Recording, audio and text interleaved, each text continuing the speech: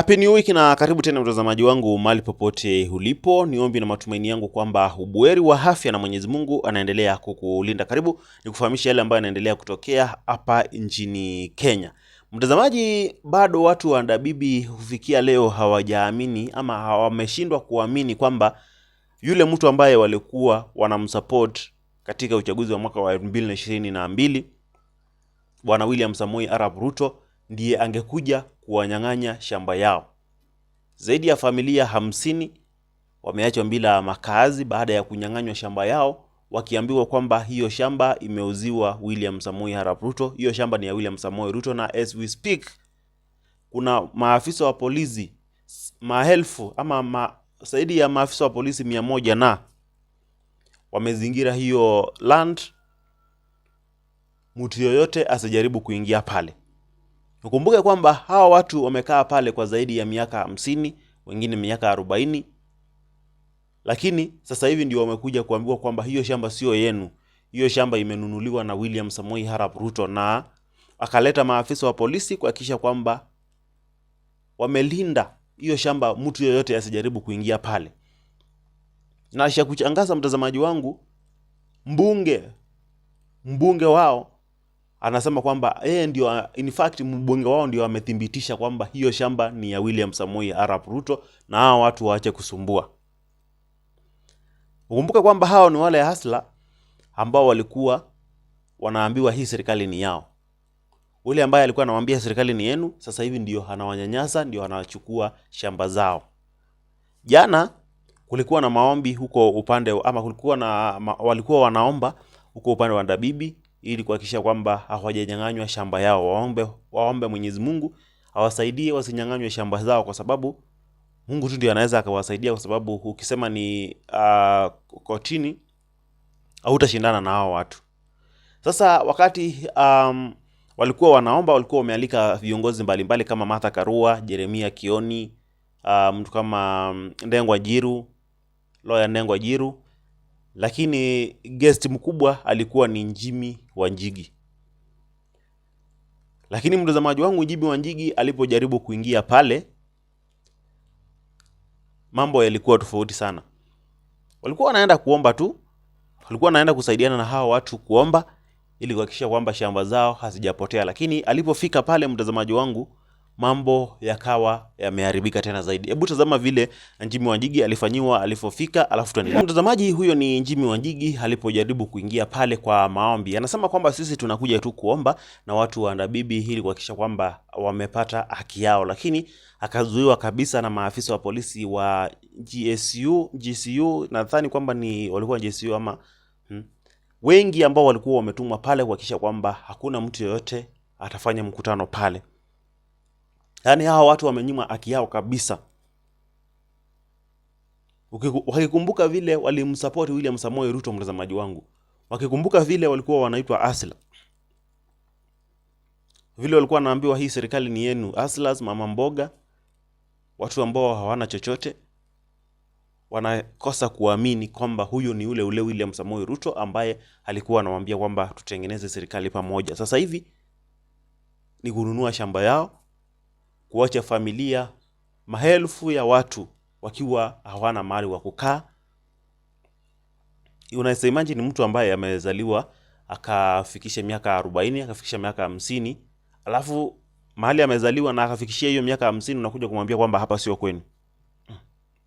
Nashangaa, kwa nini wakati wa Moi hatukuambiwa hapa sio kwetu? Kwa nini wakati wa Kibaki hatukuambiwa hivyo? Kwa nini wakati wa Uhuru hatukuambiwa hapa sio kwetu? Eti sasa wakati wa William Samoei Ruto ndio tunakuja kuambiwa hapa sio kwenu. Na mbunge hana wasiwasi akiwaambia kwamba Ruto ndio amenunua pale, mtazamaji wangu. Hebu sikiza mbunge wao akizungumza, ndio ujue mtazamaji wangu, wanasiasa wanakuanga kigeugeu sana. Wakati anakuja kuomba kura, anakuja kwa unyenyekevu, lakini mkimpa kura, Kipkulei kuuzia rais shamba, tunaweza? Shamba ya Kipkulei tumeelezwa ni yake halali. Akitaka kuuza, si auzie yule anataka. Ndio nimekuja hapa, ndio kama kuna shamba ambaye ya mtu hapa, rais amechukua, aje hapa nimpeleke kwa rais. Ndio amwambie, Mheshimiwa Rais, ulichukua shamba yangu. Kwa sababu shamba ya Kipkulei, kama ni hiyo, tulifuatilia na Mheshimiwa Gathareki wakati ule mwingine, na nilijua hiyo maneno yote. Hata huyo mzee nikatafuta namba yake na nikakwambia unipe namba yake nimpigie. Siku hiyo sikuwa najua ako na shida ya pesa, ni mzee na ni mgonjwa na anataka kuuza shamba. Na ndio niligundua hiyo. Lakini mumelemea tu hapa kwa MCA na hamtaki kuja kudhibitisha maneno ama kusaidiwa. Kwa hivyo ile tunaona ni uongo. Na huo uongo umekuwa mbaya. Ate naona mtu kwa hiyo karuninga akisema kama Ruto ako na shamba hapa, anje ameuma title deed na meno. Surely you have no respect for the president. Unakuja kuchochea watu. So mtazamaji wangu, huyo ndio mbunge wao sasa. Huyo ndio mbunge wao ambao wanasema kwamba anaweza akawatetea kukiwa na shida. Huyo ndio mbunge wao ambao walimpigia kura wakamchagua ili aende kuwatetea.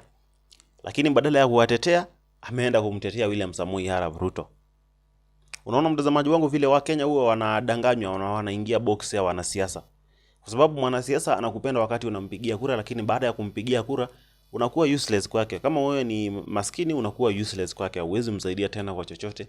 Atakuja kukutafuta tena 2027 akikubembeleza tena umpigie. Ukimpigia anaenda kukaa na wale ambao wanaweza wakamsaidia, na atakuwa anawatetea wale ambao wanaona kwamba wako na pesa wanaweza wakamsaidia. MCA wa Ndabibi tu ndio ameamua kukufa na kusimama na watu wa Ndabibi mpaka dakika ya mwisho. Amewatafuta kina Martha Karua, watafuta kina Jimmy Wanjigi kuhakikisha kwamba wamesaidia hawa watu, kwa sababu hawa watu wananyang'anywa shamba yao kabisa. Na hata ingekuwa afadhali kama wangekuwa wananyang'anywa na mtu mwingine, lakini si eti wananyang'anywa shamba na William Samoei Arap Ruto, rais. Rais ndio anawanyang'anya kura ama wananyang'anya shamba yao. Yule ambaye walimpigia kura ndio anakuja kuwamaliza. Ndio anakuja kuwanyang'anya shamba yao, wanabaki bila mahali wanaweza wakakaa mtazamaji wangu. Sijui unaonaje hiyo mtazamaji wangu. Alafu Jimmy Wanjigi walipojaribu kuenda kufanya maombi wakazuiliwa, kwa sababu hawataki watu kama Jimmy Wanjigi kina Martha Karua wazungumze na hao watu wa Ndabibi, kwa sababu wanajua kwamba hao watu wakizungumza na watu wa Ndabibi wanaweza wakawasaidia. Wanataka huwa maskini, kwa sababu wanajua maskini hawezi pata pesa ya lawyer, maskini hawezi pata, yani maskini hata ukimwambia kwamba nitakupeleka wewe, ukinisumbua nitakulitia polisi, anasema bas chukua tu. Na cha kushangaza hawa watu hata hawajali laana ya Mungu. Hata ukiwaambia kwamba chukua tu na Mwenyezi Mungu atanilipia. Unajua kwa mtu wa kawaida mtu akikwambia Mwenyezi Mungu ataniulizia, unafaa kushtuka sana, kwa sababu hapo utakuwa unadili na mtu mwingine tofauti. Lakini cha ajabu hawa wanasiasa hata uwaambie nini, wao hawajali chochote. They don't care. Ulale njaa, usikule, yani they don't care. Bora umewapa kura, basi tukutane tena baada ya miaka 5. Nikubembeleze, nikupe 200, nikupe 500, unipe tena, niende tena miaka 5. Tukutane tena baada ya miaka 5. And that is how wamekuwa wakifanyia Wakenya kwa muda mrefu sana. Maskini akishatoa kura yake, basi hana value tena kwa mwanasiasa mpaka wakati atakuwa anahitaji tena kura yako.